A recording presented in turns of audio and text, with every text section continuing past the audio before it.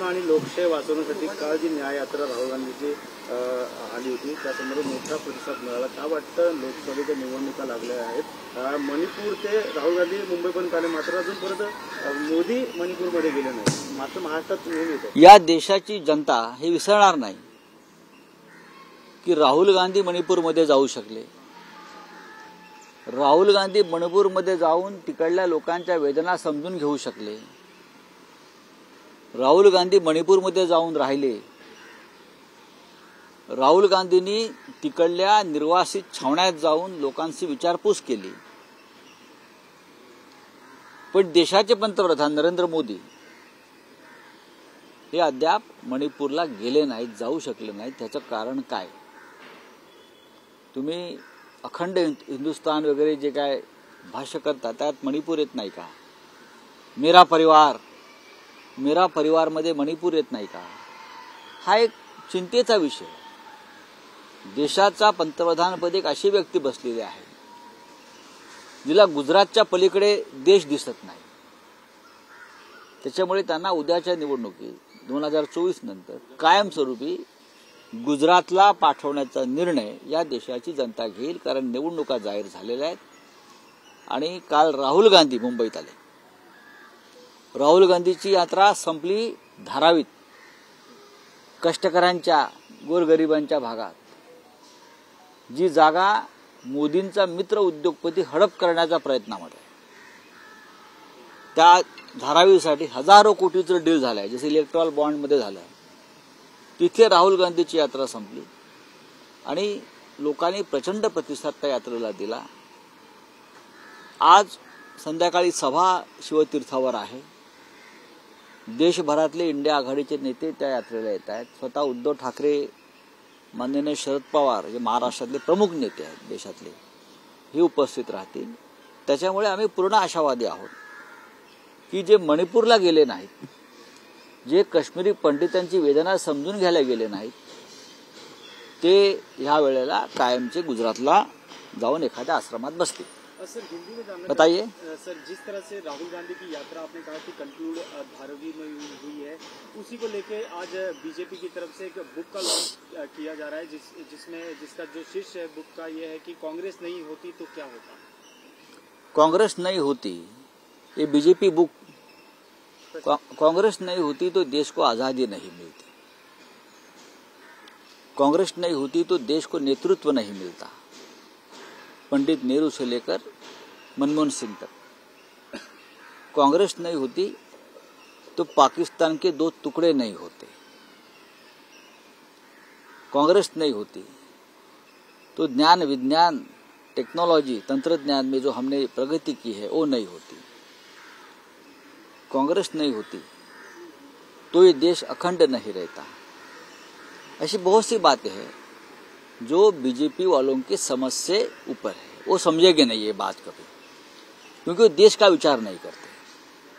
वो व्यापारियों का, उद्योगपतियों का विचार करते हैं. और जिसका राजा व्यापारी होता है उनकी प्रजा भिखारी होती है. तो आज देश को भिखारी करने का काम बीजेपी कर रही है. तो उनको कांग्रेस या शिवसेना जैसे हमारी पार्टी है उनको समझ लेना चाहिए. हमारी आइडियोलॉजी, हमारी विचारधारा, हमारी भूमिका. अगर बीजेपी न होती तो बहुत सी बातें होती. इस देश में दंगे नहीं होते, इस देश का रुपया मजबूत होता, इस देश की प्रतिष्ठा और बढ़ती, इस देश के ऊपर जो कर्ज है वो कम होता, इस देश में से जो लोग भाग गए हैं वो नहीं भागते. हाँ, जो घोटाला हुआ इलेक्ट्रल बॉन्ड से लेकर राफेल तक वो नहीं होते. तो बीजेपी नहीं होती तो बहुत कुछ बातें होती. सर न्याय यात्रा का किस तरह से इम्पैक्ट देखते हैं आप आने वाले चुनाव में, क्योंकि चुनाव की भी घोषणा होती है. देखिए, न्याय यात्रा चुनाव के लिए नहीं निकाली गई थी. मैं जो राहुल गांधी जी को समझता हूँ या मानता हूँ, राहुल जी राजनीति कम करते हैं मेरे हिसाब से. वो देश के बारे में सोचते हैं, गरीबों के न्याय के बारे में सोचते हैं. तो उनका मकसद था लोगों में एक जागरूकता लाना. वो जागरूकता जरूर आई है. मैंने कल मुंबई में जिस तरह से लोगों में उत्साह देखा, भीड़ देखी, मुझे लगा कि लोग अब बहुत जागरूक हो गए हैं. अच्छा, जिस तरह से ईडी की कार्रवाई हो रही है, अरविंद केजरीवाल को 9वां समन भेजा गया है कि कविता को भी ईडी कस्टडी में भेजा है। उसी दौरान प्रधानमंत्री ईडी की तारीफ करते हैं, कहते हैं कि जीरो टॉलरेंस जो क्रिमिनल गुनहगार लोग हैं, लॉटरी किंग जैसे वो आपने देखा होगा, इलेक्टोरल बॉन्ड वाले, जिसके ऊपर ईडी की रेड्स हो गई है, उसका मतलब वहां मनी लॉन्ड्रिंग हुआ है ये लोगों के ऊपर। वो लोगों से जिसने हजारों करोड़ में चंदा लेकर कार्रवाई रुकवाई है, ऐसे व्यक्ति प्रधानमंत्री है, ऐसे व्यक्ति देश के प्रधानमंत्री है। ईडी तो उनकी गैंग की मेंबर है, वसूली गैंग की। ईडी वसूली गैंग की मेंबर है और नरेंद्र मोदी जी उनके सूत्रधार है। तो सबसे पहले मनी लॉन्ड्रिंग का मुकदमा देश के प्रधानमंत्री के ऊपर चलना चाहिए। भारतीय जनता पार्टी के प्रेसिडेंट जो ये 7,000 करोड़ का प्रोसीड ऑफ क्राइम का मनी लॉन्ड्रिंग का मनी आपके खाते में जमा किया है, हमारे ऊपर 10-5 लाख का मुकदमा चला और हमें जेल में डाल दिया। ये तो हजारों करोड़ का जो पैसा है, प्रोसीड ऑफ क्राइम का पैसा है, मनी, जो पीएमएलए एक्ट में जिसे बहुत ही गंभीर माना गया है। तो बीजेपी के ऊपर सबसे पहले कार्रवाई होनी चाहिए। तो आप ईडी की क्या तारीफ करते हो? सर, इंडिया अलायंस की अगर सरकार बनती है तो आप कार्रवाई करेंगे जिस तरह से राहुल गांधी जी ने कहा है ना, किसी को नहीं छोड़ेंगे, और सरकार बनने जा रही है। ये डर है मोदी जी का, ये डर है अमित शाह का।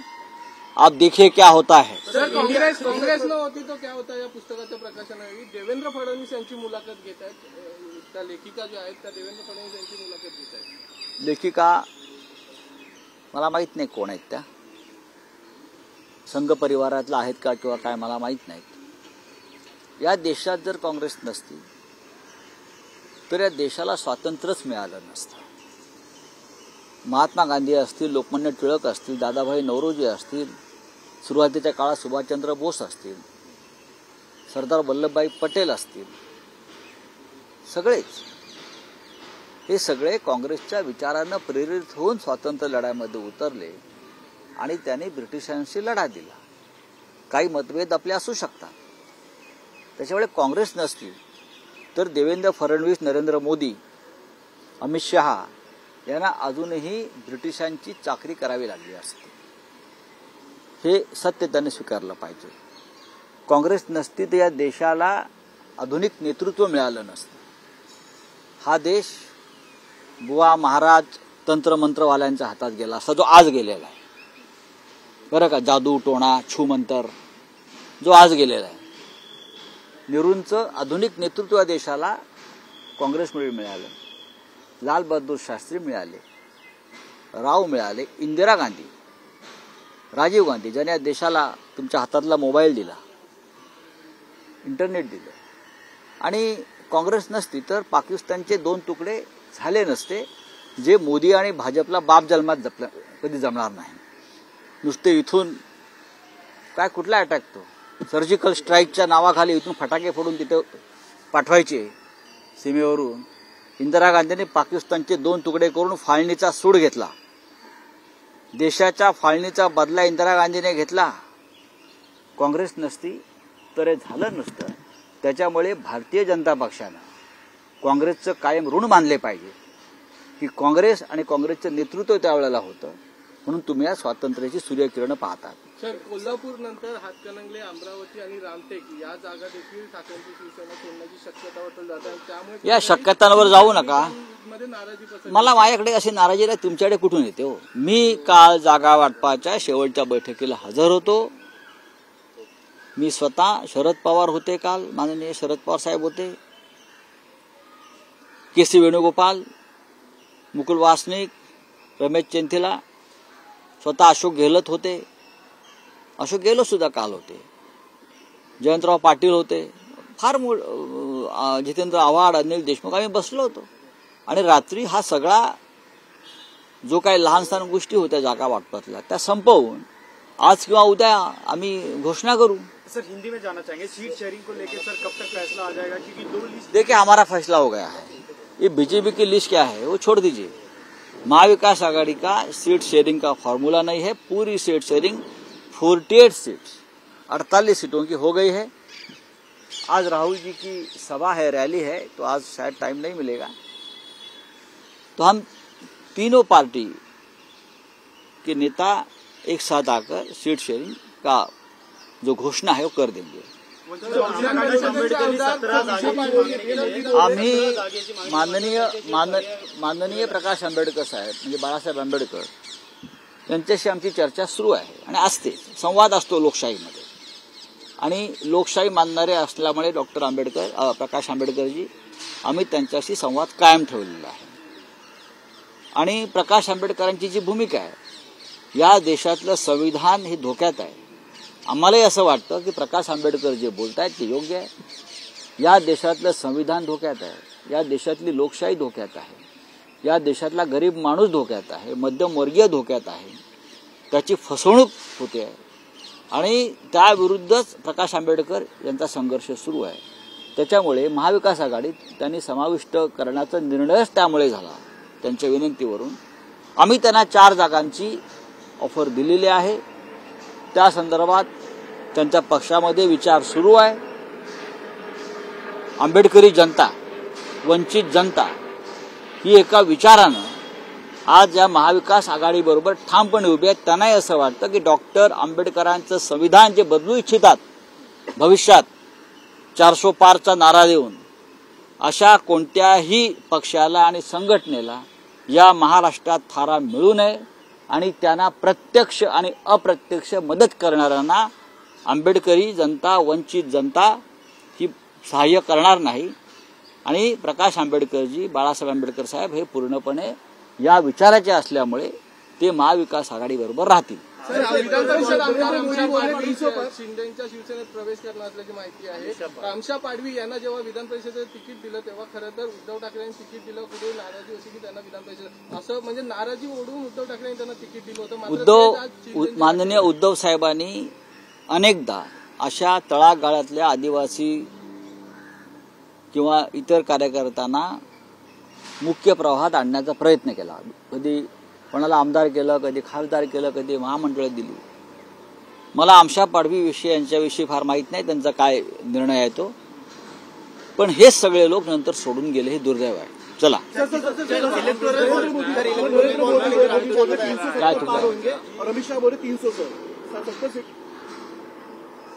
क्या है, नरेंद्र मोदी बोलते 370 पार और अमित शाह का कल का बयान है 300 पार। धीरे धीरे वो 200 तक आ जाएगी। जो सर्वेस आए हैं उस पे क्या, वो सर्वे छोड़ दीजिए। India alliance, India block minimum 300 seat पर जीतने जा रही है। बीजेपी 220 नहीं पार कर रही है, ये हमारी गारंटी है। गारंटी सिर्फ मोदी जी नहीं दे सकते, गारंटी हम भी दे सकते हैं। महाराष्ट्र में हम 40 सीटें जीतने जा रहे हैं। बिहार में यही आंकड़ा रहेगा 35+ इंडिया आघाड़ी का। यूपी में चमत्कार होगा। पश्चिम बंगाल में ममता जी और कांग्रेस का अलायंस नहीं हुआ है, लेकिन ममता जी इंडिया अलायंस के साथ है। और अमित शाह जी ने अब 300 की बात कही है। जल्दी ही जेपी नड्डा सामने आकर कहेंगे 200 मिला तो भी बस।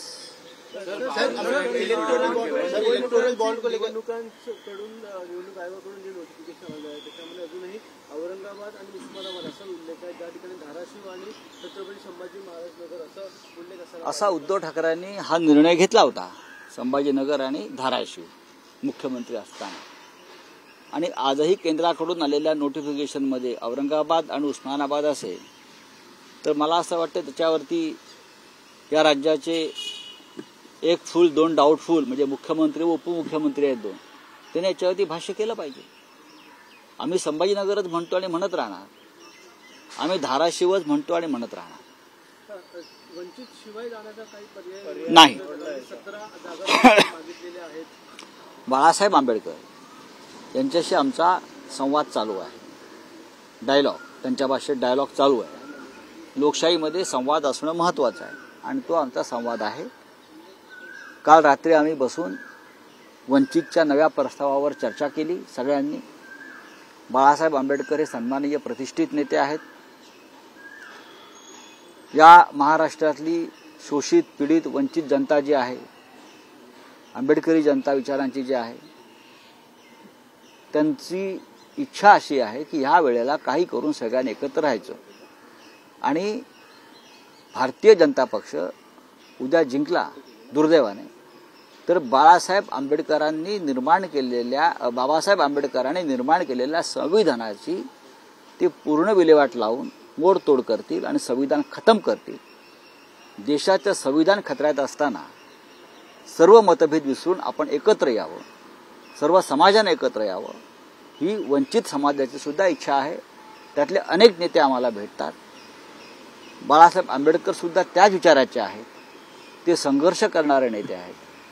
काल त्यांचा प्रस्ताव चर्चेला होता आणि आम्ही त्यांना 4 जागांचा प्रस्ताव जो दिलेला आहे त्याच्यावर ते विचार करतील आणि त्यानंतर आम्ही आमचं संपूर्ण जागा वाटप उद्यापर्यंत जाहीर करू.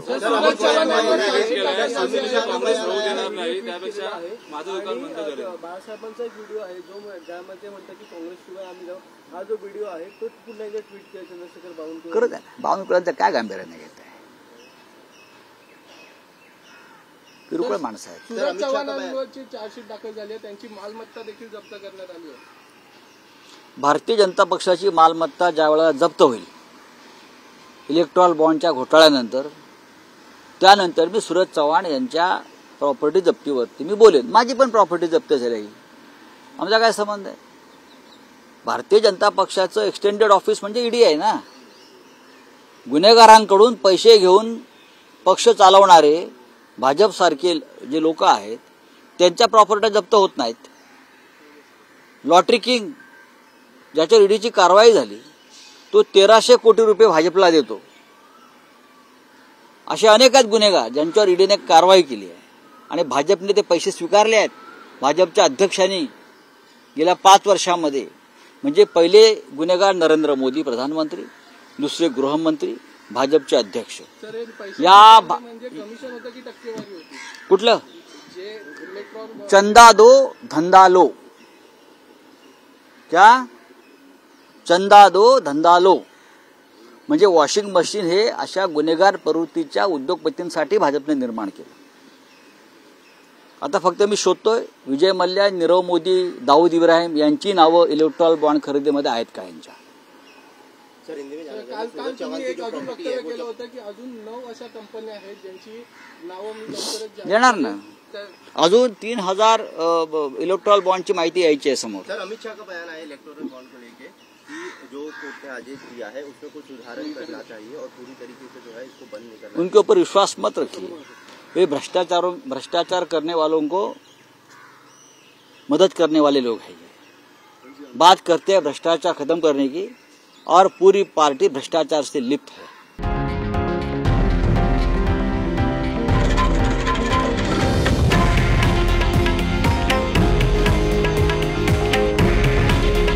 हे आहे देशातील नंबर 1 न्यूज नेटवर्क आणि आपण पाहत आहात TV9 मराठी.